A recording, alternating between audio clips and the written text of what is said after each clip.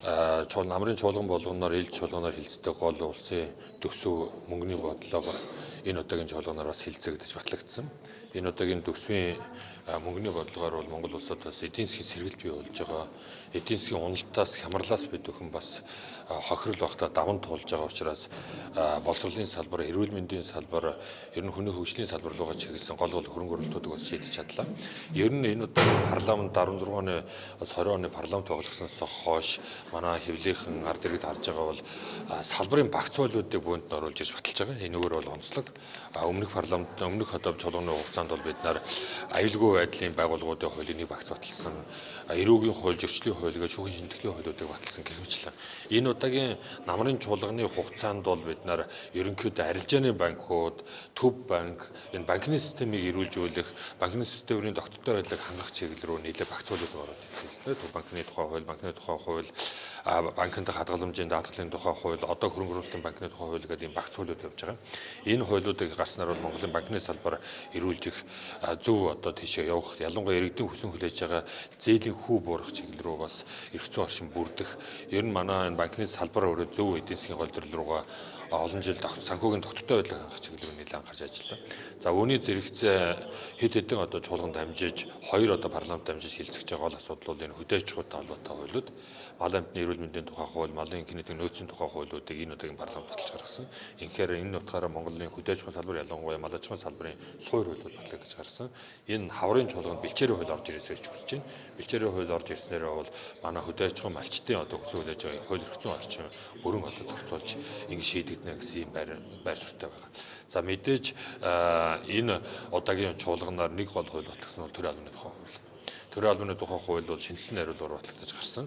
Ер нь Монгол Ардын нам улсын хурал 65 суудлыг эзэж байгаа олоолаа байгууллагын суур том хуулиудыг бол бас өөрчлөлт хийя. Олон жил ярьсан улс төрийн намууд ард иргэдийн зүгээс тавьдаг улс төрийн намын тухай хууль, сонгуулийн тухай хууль, үндсэн хууль. За одоо энэ сая төрийн албаны хуулийг баталчлаа. Энэ хаврын чуулганд бол нөгөө хуулиудыг ажлын хэсгүүд гаргаад нэлээд эрчимтэй ажиллаж байна. Ингээд гаргах юм бол бид нар энэ одоо 65-лаа олонхын ихтгэлийг дийлэнх олонхыг бүрдүүлж байгаа хугацаанд том хуулиудыг бас харж авч гарах юм боломж нөхцөл байна. Зөвхөн улсын хурлын үйл ажиллагаатай холбоотой иргэдийн дунд шүүмжлэл байна. Зөвхөн хууль батлах процесс, хуулийг гаргаж байгаа тоо чанарын хувьд бол би агцгарсан гэж бодож байгаа. Зөвхөн энийг олон түмэнд сурталчлах чиглэлдээ илүү бага байна уу да. Мэдээж одоо хариуцлага тооцохтой холбоотой, засаг төртэй холбоотой тодорхой асуудлууд руу илүү ард иргэдийн сэтгэл санаа, хэвлэл мэдээллийн одоо тийм ээ хараа ихсээд яг хуулийн хилцүүлэг, хууль дээр гарч байгаа асуудлууд руу бага мэдээлэл явж байгаас болж иргэдэд ийм ойлголт төрж байгаа болов уу гэж бодож байна. Зүгээр их хурлын үйл ажиллагаа шийдэл боловсронгуй болох чиглэлээр бол иргэдээс гарч байгаа, за улсын хурлын гишүүдээс гарч байгаа хэвлэл мэдээлэлээр гарч байгаа мэдээллийг авч үзээд энэ хаврын чуулганд бид нар сая батлаа хаврын чуулганаар хэлцэх асуудал. Энэ дотроо бол улсын хурлын чуулганы тухай хууль, улсын хурлын чуулганы дэгийн тухай хуульд нэмэлт өөрчлөлт оруулъя. Энэ улсын хурлын эрсдэлтэй холбоотой асуудал, санал өгөлттэй холбоотой асуудал, улсын хурлаар хэлцэж байгаа асуудлуудаар санаа бодол, иргэдийн санал бодлыг тусгах, за улсын хурлын гишүүд бас одоо санал бодлоо тусгах, зарим байнгын орондоор хэлцэж байгаа асуудлууд, дид хороодын хүүргийн асуудлууд гэдэг олон асуудлуудыг энэ одоо хаврын чуулганд бид нар бас оруулахаар бэлтгэж байна. Гадаадын хөрөнгө оруулалт 4.8 тэрбум доллар байсан бол 1 тэрбум доллар хүрэхгүй болж унтсан. Монгол улс хизээ дампуурлаг зарлахгүй гэсэн өр ширэндээ баригдсан. Гадаадын бүх одоо байгууллагууд бид нар улаан гэрлээ асууад сануулга өгсөн. Ийм байдалтай эдийн засгийг бид 16 оны сонгуулийн дараа хүлээж авсан. Нэг жилийн хугацаанд бол энийг хэвийн байдалд оруулах чиглэлд нэлээд зүтгэж ажиллалаа. Улсын хурал засгийн газар бүх төвшөнд манай ард иргэд бизнес эрхлэгчид зүтгэсний төвшөнд бол Монгол улс ямар ч эдийн засгийн уналт, эдийн засгийн дампуурлал гэдгээс бол холдож чадлаа. Одоо бид нар энэ эдийн засгийн өсөлт гарч хэлж байгаа энэ эсэлтээ яаж иргэдийн амьдралд хүргэх вэ? Өрхийн айлын хаалгаар яаж оруулах вэ гэдэг рүү гол анхаарал хандуулж байгаа. Тийм учраас энэ удаагийн одоо намрын чуулганаар батлагдсан улсын төсөв дотор бид нар сургууль цэцэрлэгийн асуудлыг бүрэн шийдэх хэрэгтэй. Нэг хэсний намрын намарт бид нар сургууль төвхтөө өгөх гэж бүх хэрүүл урал болдог. Цэцэрлэг төвхтөө өгөх гэж азийн суглаа хүртэл суулдаг байсан юм талсан сагсан гэж үзэж байгаа. Энээс гадна манай ялангуяа Төв суурин газрын Улаанбаатар хотын цэвэрлэх байгууламжийн асуудал, Улаанбаатар хотын утааны асуудал гээд иргэдийн бухимдуулж байгаа энэ асуудлууд дээр бол нэлээд хэмжээний хөрөнгө мөнгө шийдэж их хурл шаардлагатай шийдвэрүүд гаргаж байгаа. Тэгээ энэ бүхэн бол иргэдэд мэдрэгдэнэ. Тэгвэл бол би бол энэ одоо хагас жилээс эхлүүлээд энэ зүйлүүд бол иргэдийн яг одоо амьдрал дээр мэдэгдэж эхэлнэ. Бид нар он гарснаас болсноос хойш иргэдтэй холбоотой хэд хэдэн шийдвэрүүдийг эргэж харж туслалаа. Тухайлбал малчтын тэтгэврийн насыг 5 жилээр нь ажиллуулах асуудлыг 20 гаруй жил ярьсан. Энийг 18 оны 1 сарын 1-нд шийдэж эхэлж байгаа. Тэтгэврийг би хэлээд сүүлийн 4 жил нэг төгрөгч тэтгэвэр нэмэгдэхгүй байсан. Энэ жил нэмж эхэлж байгаа. Багч гисэн нэмж эхэлж байгаа. Цалин энэ оноос нэмж эхэлнэ. Өнгөрсөн онд валютын сантаа тохирсон учраас бид нар урамшуул нэрээр болгосон энэ оноос цалин бодтой нэмж эхэлнэ.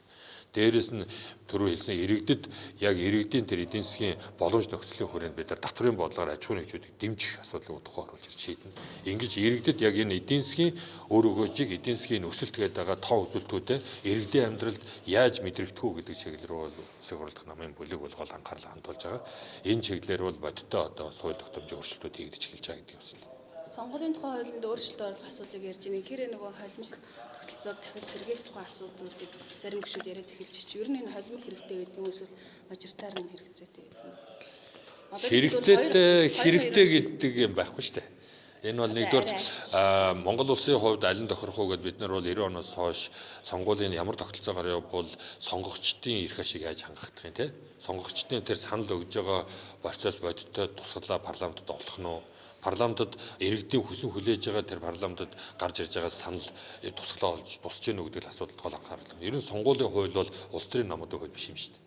Энэ бол Монгол улсын саналаа өгөх ёстой тэр 2 сая иргэний тэр 2 сая саналаа өгж байгаа сонгогчдын хууль байхгүй. Тийм учраас энэ хуулийг бол ойр орхон өөрчлөлт авах бол тийм сайн зүйл биш.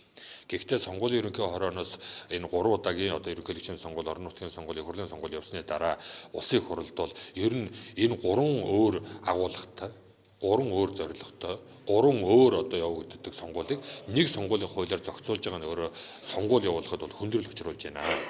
Ерөнхийлөгчийн сонгуульд бол 1-2 хүн дэвшдэг. Улсын хэмжээнд явдаг тийм ээ. Парламентын сонгуульд 700 гаруй хүн улс төрийн намууд өрсөлддөг. Бодлогоор өрсөлддөг.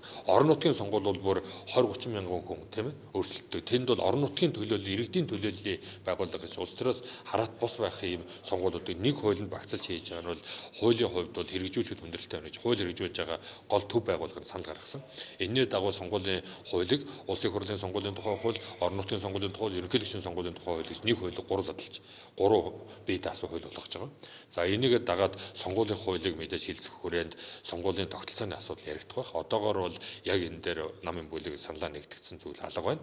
Ер нь бол үндсэн хуулийн цэцгийн дүгнэлт гарсан. Үндсэн хуулийн цэцгийн дүгнэлтээр бол Монгол улс үндсэн хуулийг өөрчлөхгүй бол өнөөдрийн хууль эрхцэн хүрээнд зөвхөн мажоритар тогтолцоогоор буюу томсгосон тойрогоор эсвэл жижиг 76 тойрогоор сонгуул явуулах боломж байна. Нэгснээ холимог тогтолцоогоор явуулах боломж хуулиар үндсэн хуулийн цэцгийн дүгнэлт гараад хаагдсан. Тийм учраас үндсэн хууль өөрчлөсний дараа л энэ процесс хөгжнө гэж ойлгож байна. Тэр утгаараа бол эсвэл томсгосон тойрогоор эсвэл жижиг мажоритар системээр л явах хоёр боломж бид нарт байна. Тэгээ энэ хүрээнд асуудал яригдах байхаа гэж бодож байна.